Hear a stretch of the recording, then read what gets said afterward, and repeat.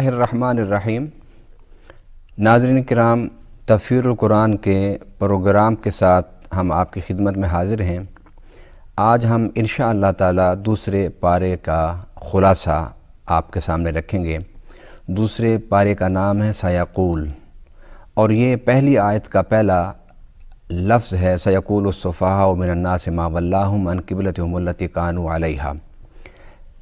آغاز میں رب العالمین نے تحویل قبلہ کا ذکر فرمایا۔ نبی پاک صلی اللہ علیہ وسلم جب مدینہ تشریف لے گئے اور نماز کا باقاعدہ آغاز ہوا اذان کے ساتھ، مسجد میں جماعت کے ساتھ، تو مسلمان بیت المقدس کی طرف منہ کر کے نماز پڑھتے تھے، مگر نبی پاک صلی اللہ علیہ وسلم کی خواہش اور رضامندی پر رب العالمین نے بیت المقدس سے قبلہ مکہ بیت اللہ کی طرف پھیر دیا۔ فرمایا قد نرى تقلب وجهك في السماء فلنولينك قبلة ترضاها۔ ناظرین کرام، تحویل قبلہ کے بعد رب العالمین نے اس کی جزیات کو بیان فرمایا، اور پھر اسی پارہ میں ان جزیات کی تفصیل کے بعد رب العالمین نے فرمایا یا ایھا الذین آمنوا استعینوا بالصبر والصلاۃ ان اللہ مع الصابرین۔ اے ایمان والو، اللہ سے مدد طلب کرو نماز کے ذریعے سے اور صبر کے ذریعے سے۔ پھر اسی آیت میں رب العالمین نے ارشاد فرمایا کہ پریشانیوں میں، تنگیوں میں، تکلیفوں میں صبر کرنا سیکھو اور اللہ کی طرف رجوع کرنا سیکھو۔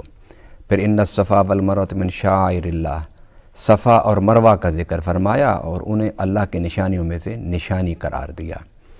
اس کے بعد رب العالمین نے تخلیق کائنات میں مظاہر فطرت پر تفکر اور تدبر اور تعقل کی دعوت دی، اور فرمایا کہ وہ قوم جنہیں ہم نے عقل دیا ہے ان کو چاہیے کہ وہ مظاہر فطرت پر غور و فکر کریں۔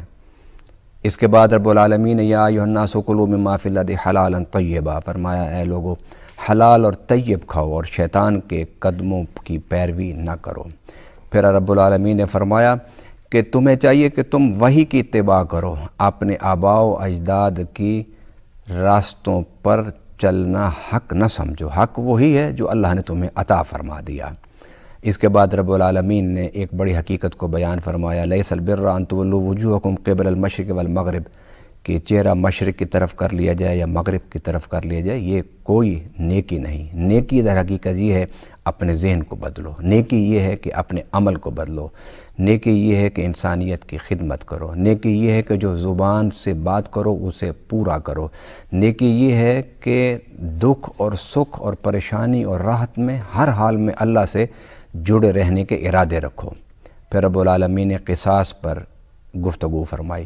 انسانی معاشرے کا استحکام، انسانی معاشرے کا امن اور سلامتی وہ قصاص میں ہے۔ اے عقل والو، ذرا سوچو تو صحیح کہ قصاص تمہارے ہی فائدے کے لیے ہے۔ اس آیت کے بعد رب العالمین نے پھر وصیت کا حکم دیا، کیونکہ اس وقت تک وراثت کے احکام کی تفصیل قرآن میں نازل نہیں ہوئی تھی، تو فرمایا مرنے سے پہلے وصیت کر کے مرو۔ اسی صورت میں اسی پارہ میں رب العالمین نے ماہ رمضان کی جو سب سے بڑی نشانی ہے فرضیت صوم، اس کا ذکر فرمایا یا ایھا الذین آمنوا کتب علیکم الصیام۔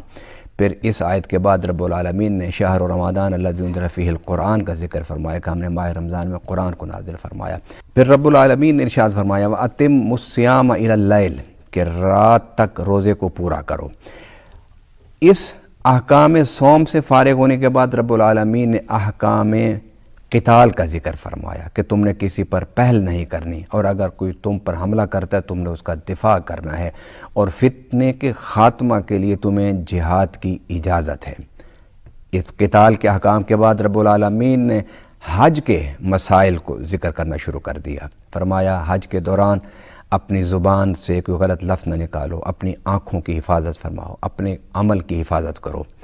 اور پھر نبی پاک صلی اللہ علیہ وسلم سے جب پوچھا گیا کہ حج کے سفر کے دوران، عمرہ کے سفر کے دوران کیا ہم تجارت کر سکتے ہیں، تو فرمایا کوئی حرج نہیں ہے، یہ حج اور عمرہ بھی عبادت ہے اور رزق حلال کی تلاش بھی عبادت ہے۔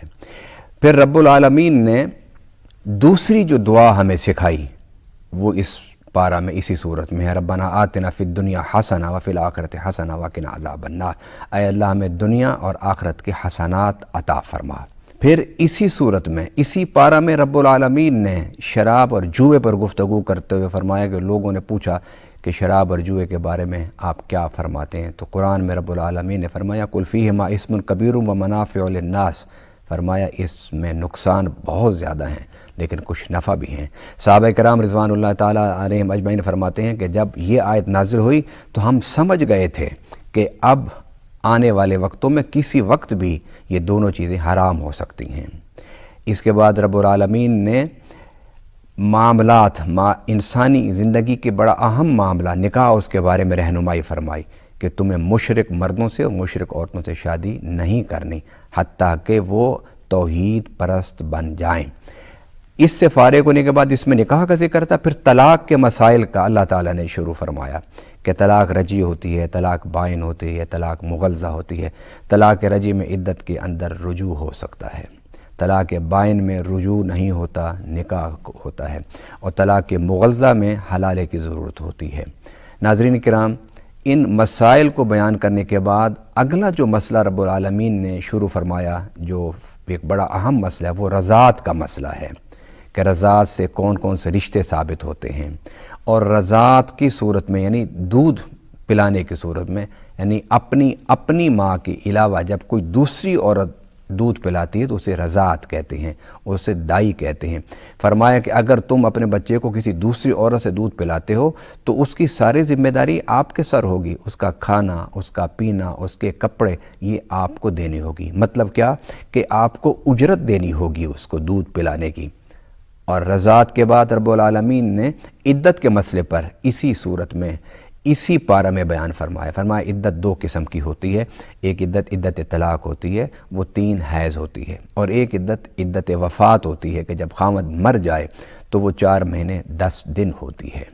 اور اس کے ساتھ یہ بھی مسئلہ بیان فرمایا کہ جب عورت عدت میں بیٹھی ہو تو اس کو شادی کا پیغام مت بھیجو حتیٰ کہ وہ اپنی عدت کو مکمل کر لے۔ رب العالمین نے اس کے بعد پھر ارشاد فرمایا حافظوا علی الصلوات والصلاۃ الوسطیٰ، کہ اپنی نمازوں کی حفاظت کرو۔ نماز اللہ کے ساتھ دل کی باتیں کرنا ہے، رب سے خلوت میں بیٹھ کے اس کو سوچنا ہے، لیکن جو صلاۃ وسطیٰ ہے اس کی خاص طور پر حفاظت کرو۔ علماء فرماتے ہیں صلاۃ الوسطیٰ عصر کی نماز کو قرار دیا گیا۔ اس کے بعد رب العالمین نے اس پارہ کے اختتام پر رب العالمین نے حضرت داؤد علیہ السلام کے ایک صفت سالار کا ذکر فرمایا۔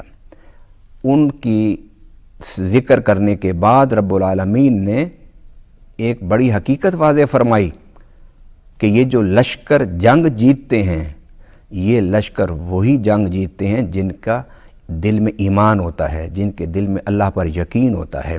پھر اسی پارہ میں اسی صورت کے اختتامی آیات میں رب العالمین نے ارشاد فرمایا کم من فئۃ قلیلۃ غلبت فئۃ کثیرۃ باذن اللہ، کہ بہت مرتبہ تم دیکھتے ہو کہ بڑے بڑے لشکر مغلوب ہو جاتے ہیں اور چھوٹے جو لشکر ہیں وہ غالب ہو جاتے ہیں۔ اور وہ کیوں؟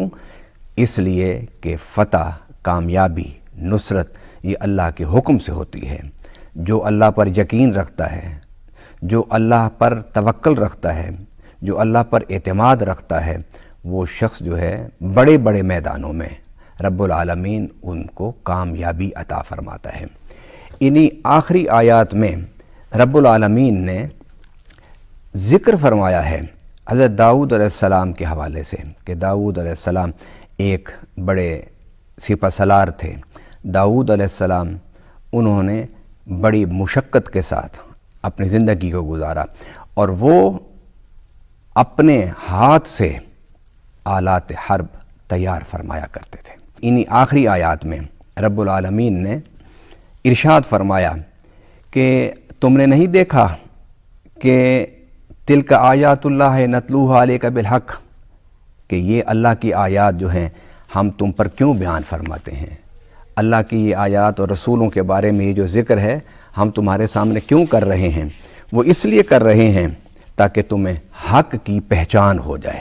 یاد رکھیے کہ قرآن کے مقاصد اور قرآن کے مضامین میں سے یہ ایک بہت بڑا مضمون ہے کہ جس میں رب العالمین اہل حق اور اہل باطل کا ذکر کرتا ہے، اور ان دونوں کا نہ صرف ذکر کرتا ہے بلکہ ان کا تقابلی جائزہ رب العالمین اسے پیش فرماتا ہے۔